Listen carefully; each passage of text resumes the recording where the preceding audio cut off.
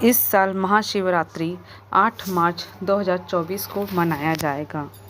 शिव पुराण के अनुसार महाशिवरात्रि पर भगवान शिव और माता पार्वती का विवाह हुआ था। ऐसा कहा जाता है कि महाशिवरात्रि के दिन भगवान भोले शंकर धरती पर सभी शिवलिंग में विराजमान रहते हैं। ऐसे में जो भी शिव भक्त हैं महाशिवरात्रि पर शिवलिंग की पूजा करें, उन पर उस शिवलिंग पर जल चढ़ाएं तो उसकी सभी मनोकामनाएं पूरी होती हैं। शिव पूजा में कुछ विशेष सामग्रियों को भी ज़रूर शामिल करना चाहिए।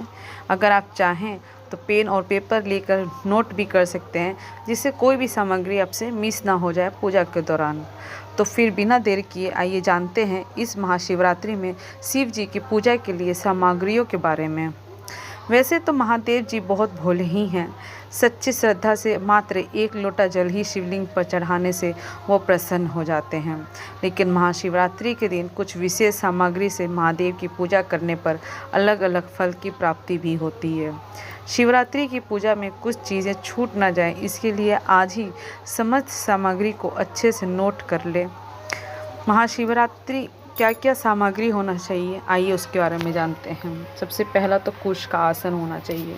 शिव भगवान का पूजा करने के लिए शिवलिंग होना चाहिए, गंगा जल होने चाहिए, आँख के फूल, गुलाब के फूल होना चाहिए, पंचामृत भी होना चाहिए। और पंचामृत बनाने के लिए क्या चाहिए हमें? घी, गाय का कच्चा दूध, दही, शहद और शक्कर। पचमेवा होना चाहिए। 5 मौसमी फल भी ले सकते हैं। 5 मौसमी फल में आपके सेब आ जाएंगे, अंगूर आ जाएंगे, केले आ जाएंगे, संतरा आ जाएंगे और केसवर हो जाएगा। और भी बहुत सारे फल आप जो ले सकते हैं। कम से कम 5 फल तो होने ही चाहिए। 5 प्रकार की मिठाई भी ले लें।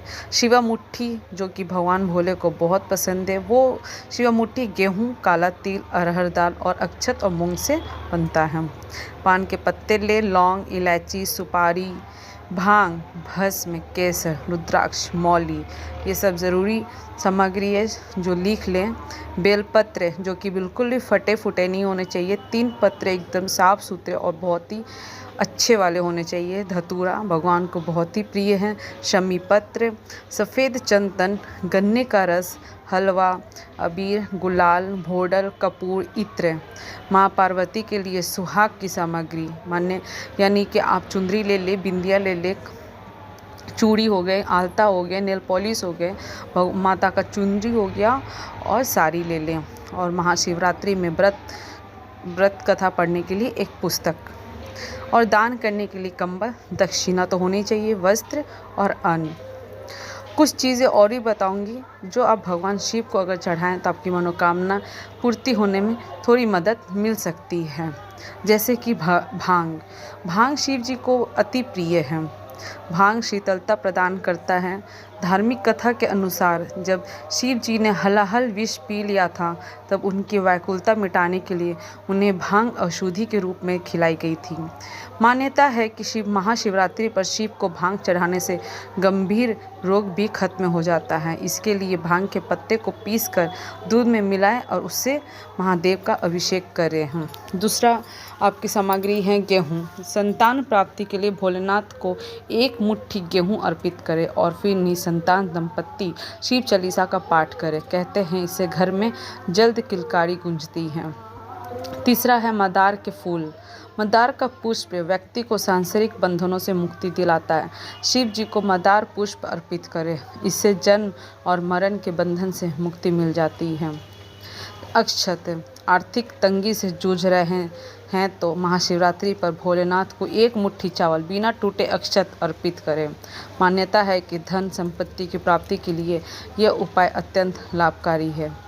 गन्ने का रस है आखिरी सामग्री। जीवन में ग्रहों के अशुभ प्रभाव से कष्ट झेल रहे हैं या तरक्की प्रभावित हो रही है तो महाशिवरात्रि पर गन्ने के रस से शिव जी का अभिषेक करें। इस दौरान महामृत्युंजय मंत्र का भी जाप करें। और अंत में है घी।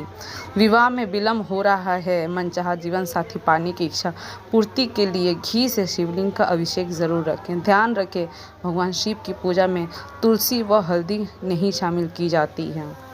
तो आपको इस जानकारी से थोड़ी सी भी लाभ अगर आपको प्राप्त हुआ हो तो प्लीज़ इस वीडियो को ज़रूर लाइक करें, शेयर करें, जिससे और भी लोगों को फ़ायदा हो, और सब्सक्राइब करें। Thank you.